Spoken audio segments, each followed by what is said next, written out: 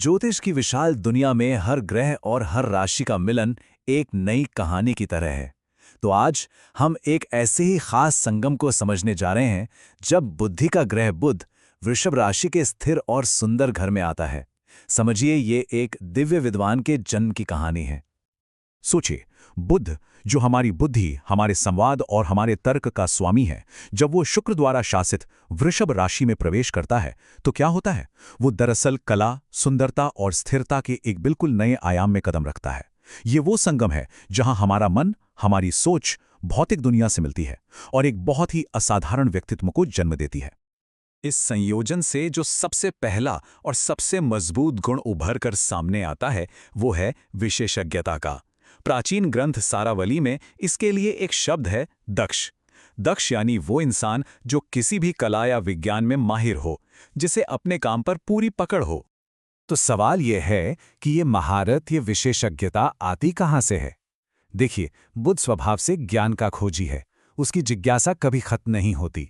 और जब ये जिज्ञासु बुध शुक्र की कलात्मक राशि वृषभ में आता है तो उसके ज्ञान को एक साकार, एक सुंदर रूप मिल जाता है। यहाँ बुद्धि सिर्फ सिद्धांतों में नहीं रहती, बल्कि वो कला, संगीत या किसी भी हुनर में ढलकर एक असली निपुणता बन जाती है।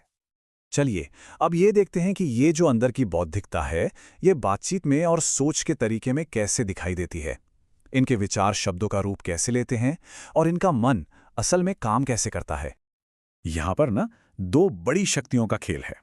एक तरफ तो बुध है, जो हमारी वाणी का, हमारी बोली का नैसर्गिक कारक माना गया है, और दूसरी तरफ है वृषभ राशि, जो शुक्र की संस्कृति और चंद्रमा की सौम्यता का घर है, क्योंकि चंद्रमा इसी राशि में आकर उच्च का हो जाता है, यानी अपनी सबसे मजबूत स्थिति में होता है। तो जब बुध की वाणी शुक्र और चंद्रमा के इन कोमल और सुंदर प्रभावों से गुजरती है तो नतीजा क्या होता है?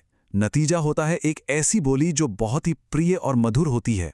ऐसे लोगों की बातों में एक मिठास होती है और अक्सर ये लोग संगीत और हास्य के भी शौकीन पाए जाते हैं। इस संयोजन का एक और बहुत ही जरूरी पहलू है स्थिर प्रकृति। इसका मतलब है एक मजबूत और स्थिर स्वभाव। ये दिमागी और व्यक्तिगत दोनों तरह की स्थिरता को दिखाता है। अब ये बड़ा दिलचस्प है।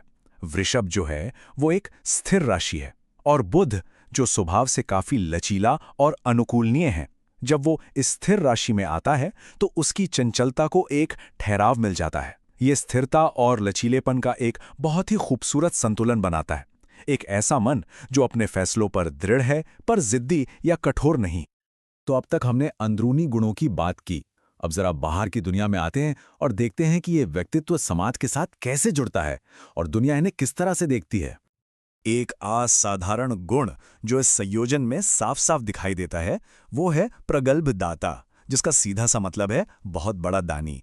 ये खुले दिल से बिना किसी हिचकिचाहट के देने की आदत को दिखाता है। पर ये देने का स्वभाव आता कहाँ से है? इसके पीछे ज्योतिष का बहुत गहरा प्रतीकात्मक है।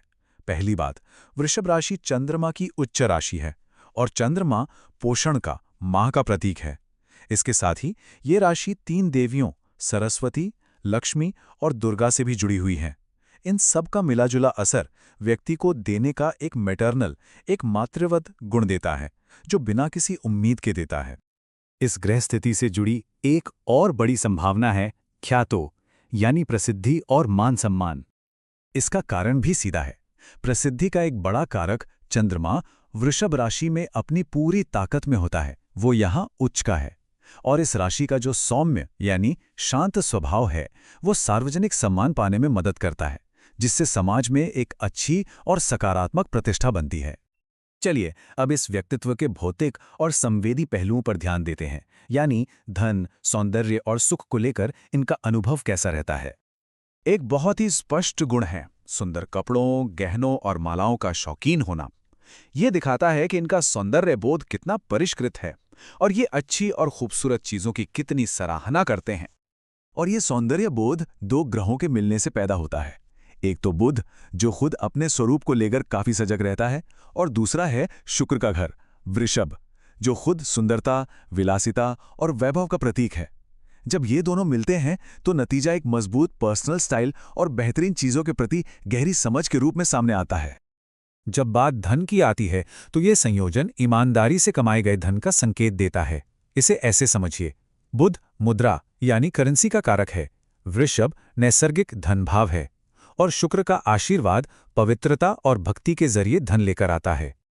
इस स्थिति का एक और पहलू है जिसे रति लोलो कहा गया है, जिसका अर्थ है कामुक सुखों की ओर एक स्वाभाविक झुकाव। ये झुकाव 3 तत्वों के मिलने से बनता है। पहला, शुक्र, जो खुद यौन संबंधों का कारक है। दूसरा, बुध, जिसकी प्रवृत्ति हमेशा नई चीजों को जानने और अनुभव करने की होती है। और तीसरा, जल तत्व का प्रभाव। पर यहां यह समझना बहुत जरूरी है कि यह इच्छा को दिखाता है, जुनून को नहीं। ये एक स्वस्थ सराहना है, कोई अंधा जुनून या सनक नहीं। तो अब तक हमने जितने भी गुणों को अलग अलग समझा, आइए अंत में उन सब को एक साथ जोड़कर देखते हैं कि ये पूरा व्यक्तित्व असल में है क्या। वृषभ राशि में बुध का होना असल में एक व्यावहारिक और तार्किक मन का प्रतीक है, जिसे अपनी सबसे ऊंची और खूबसूरत अभिव्यक्ति, कला, स्थिरता और इंद्रियों से महसूस की जाने वाली सुंदरता में मिलती है।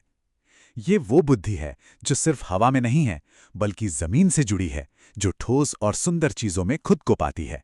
ये सोच और स्वरूप का, मन और पदार्थ का एक आदर्श मिलन है। और ये पूरा विश्लेषण हमें एक बहुत गहरे दार्शनिक सवाल पर लाकर छोड़ देता है। उस बुद्धि का आखिरी मकसद क्या है जो इस दुनिया की ठोस और खूबसूरत चीजों में पूरी तरह से रची बसी हो? जब तर्क और सौंदर्य एक हो जाते हैं, तो चेतना की कौन सी नई संभावनाएं जन्म लेती हैं?